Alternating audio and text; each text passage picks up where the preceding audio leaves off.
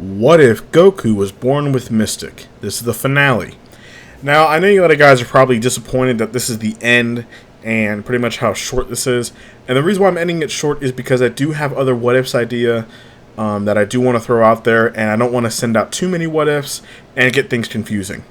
Also, because I need to start clearing up my pretty much my list, because my 1 year anniversary is going to be coming up that I have started YouTube, which is February 12th, near Valentine's Day. So there will be a video, especially on February 12th, and I have an idea for what I'm going to do. I might answer some questions, so you guys post some questions down below. I'll also put it in my community page. I'll answer some of you guys' questions, and I'll also give a pretty fun announcement that I'm going to do, and this involves all of the what if movies that I've made. Anyway, let's get right into the video. Now, last that we recall, Beerus has defeated Goku, and he has flown back off onto his planet. Now, this is where some events are going to change here. The factor is that Goku and Vegeta, they would both go to Whis' planet to, of course, train. Now, this is where some things change, as if you guys remember, Frieza is still alive. Somewhere in space, Frieza has actually been living on a destroyed, kind of rusty, disgusting planet. It's kind of like a dumpster planet where scrap and metal has been thrown off, and pretty much people thrive there. They have battle arenas and stuff like that, and, you know, they pretty much just throw their trash around. So Frieza, who was gravely injured, actually landed on that planet and was actually given new legs. Now, with the new legs, of course, they're rusty and they're not like as crazy, good as the ones that he got in the original, but they work good enough, and Frieza has learned about technology a lot more, so he's definitely modified them to fit him. Now, during this time, Frieza has actually changed. The attack that actually hurt him badly actually kind of damaged his mind a little bit. Now, what I mean by that is that he doesn't have such things such as brain damage and stuff like that, but his animosity and his psychoticness is kind of dulled a little bit, and he's not as pure evil as he was originally. Now, this Frieza knows that he lost to Vegeta, of all people. He lost his empire, he lost everything. He's kind of just like a parasite on a planet, just living there. So what Frieza does is he'll use his telekinesis powers and his own strength, and he'll move things around and move scrap around so it can be destroyed and incinerated, and or to be turned into scrap metal used in battle arenas. Now, Frieza here has like a cloak over his head to kind of hide his face, as his face is badly damaged. Almost half his head was missing. He kind of reminds us of Megatron from Transformers 3, back when he was walking around and he was all injured and stuff. That's pretty much Frieza in this scenario. But now Frieza here knows that he needs to get off of this planet, and he needs to do something.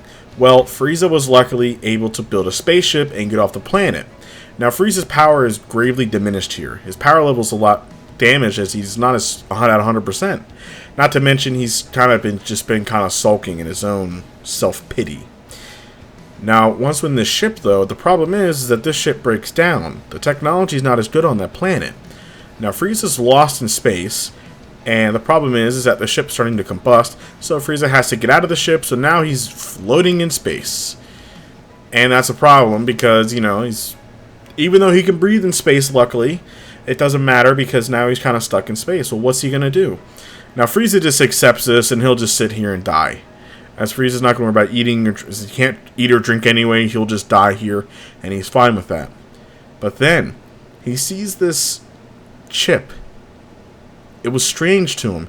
It was this strange chip-like thing, but it had debris. So, Frieza, using his ki, would follow it, and it would show a massive starship. But it was destroyed. A lot of it was destroyed, and pieces of it was gone. So, Frieza got in the ship, and he walked around curiously. This technology was amazing. Then, he finds the center command, and it had all these wires everywhere. Now, Frieza looked around, and he didn't really see anything. He thinks this must be an empty hall. But then as soon as he touches it, the wires then stab into his body. And then, Frieza would then scream in agony as the metal was ripped off of him as well. Frieza was then connected to the Big Getty Star. You heard me right. Now, of course, Frieza would instantly have control over the entire Big Getty Star. And he would quickly figure out that this is a new power that he can use. So he begins building himself a new body. And to kind of make it match, he is kind of going to make it golden, because that's what Vegeta killed him with, was gold. But Frieza would then use this new power as he would then, make his body stronger and stronger, and he would then fly off to Earth. Now the big Getty star then latches itself onto Earth. All the Z Fighters would go out, Vegeta included, and Goku would then arrive, but they would see that there's a bunch of Friezas everywhere, and he reveals himself as Meta Frieza. So, this is where some events are going to change. Although Meta Frieza is a lot stronger than, let's just say, but he's around the same strength as Meta Cooler, or Metal Cooler. They're around the same strength, but I'll probably put Frieza a little bit higher, but it doesn't change. But the issue was that each time they attack it, he kept on getting stronger. So, Goku and Vegeta was trapped, and they were then kidnapped and sent into Frieza's ship, where Frieza was trying to absorb their energy. Goku would then showcase Super Saiyan Blue, mixed with the Mystic ability. It was almost like a lighterish blue color, and he would then throw a full power attack and kill Frieza, as Frieza was right then and there. Frieza was just a hanging body, just pieces of metal. And that's the end for the Frieza. Now, if we go past the Universe 6 arc, Universe 7's winning, Goku will defeat Hit, no problem. Now, going into, let's say, the Goku Black arc. The Goku Black arc, I don't think would happen, just because Goku wouldn't really want to Goku wouldn't really meet Zamasu, which caused the whole train reaction of Zamasu attacking in the first place. Not to mention, Zamasu sees that Goku does have Kai energy, so he actually could mistaken Goku for a Kai, and not a mortal. Remember, because Goku doesn't have mortal ki. He has God ki mixed with mystic energy, so he's not a mortal, really.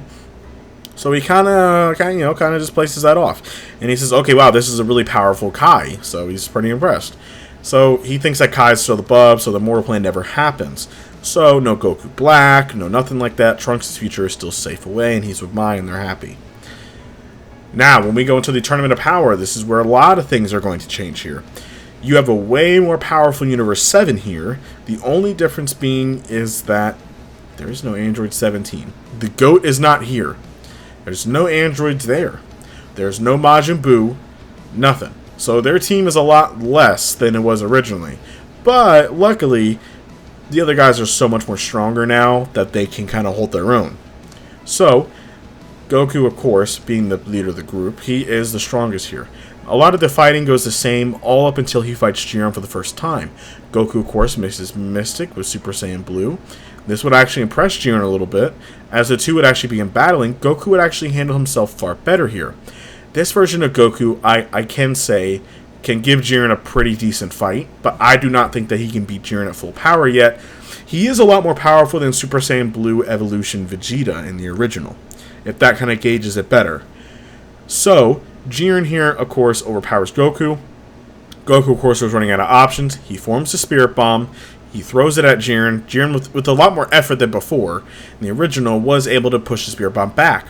But when Goku actually falls into the Spirit Bomb, he doesn't feel death or anything. He feels rage. And this is when Goku unlocks the Beast form. As, of course, as y'all may know, the Beast mode is very exclusive to Gohan, as he has that now in the new movie. But this version of Goku now has this form. And we know how OP the form is, even gauging it from Orange Piccolo. As y'all may not know, that Orange Piccolo fought Gamma 1 and Gamma 2. Now, Gamma 1 and Gamma 2 was able to fight Mystic Gohan pretty evenly. That same Mystic Gohan, who has not gotten weaker, actually a little bit stronger, overpowered a little bit Super Saiyan Blue Goku in the Tournament of Power, resulting in Goku using Kaioken. And when Orange Piccolo came in, he one-shot one of the Gammas. He literally one-shot a Super Saiyan Blue level threat. And then Beast, and of course Cell Max came out, and he completely was annihilating Piccolo. And then Gohan had zero effort and can pretty much one-shot Cell Max. Mystic form is very overpowered. Not to mention, you can unlock the Beast form later down the line when you get Mystic. So down this line, Goku was now in the Beast mode. He would begin fighting Jiren. He would easily overpower base form Jiren. Now when Jiren does go into Limit Breaker, this is when the fight might get a little bit more interesting, but Jiren has no chance. Now, once when Jiren was knocked off the ring, Goku would help all the other Z fighters. As you guys remember, the beast forms doesn't really drain that much energy, so Goku can stay in the form for as long as he wants, or as long as he need.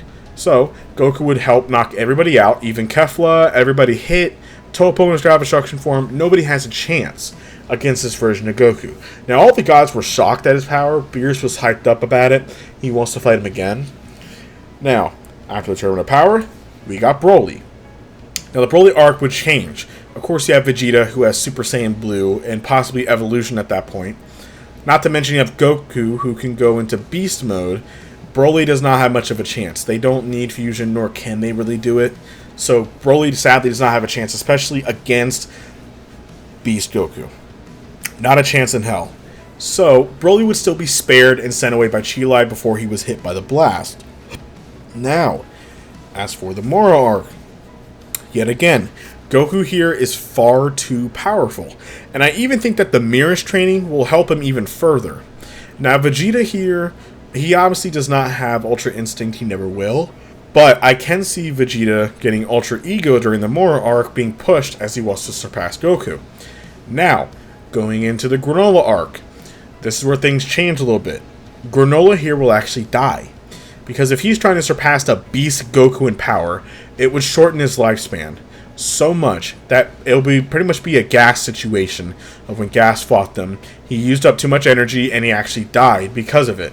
So, and even if Gas did wish for the same thing, he would die way faster than Granola did, as he would have to surpass Granola as well. So in the end, it kinda doesn't really matter. Now, of course, for any other future arcs, we will not know yet until the future ones come out. But anyway, that's it for this video. Thank you guys for watching. Let's do the 10,000 subscribers, and I will talk to you all later.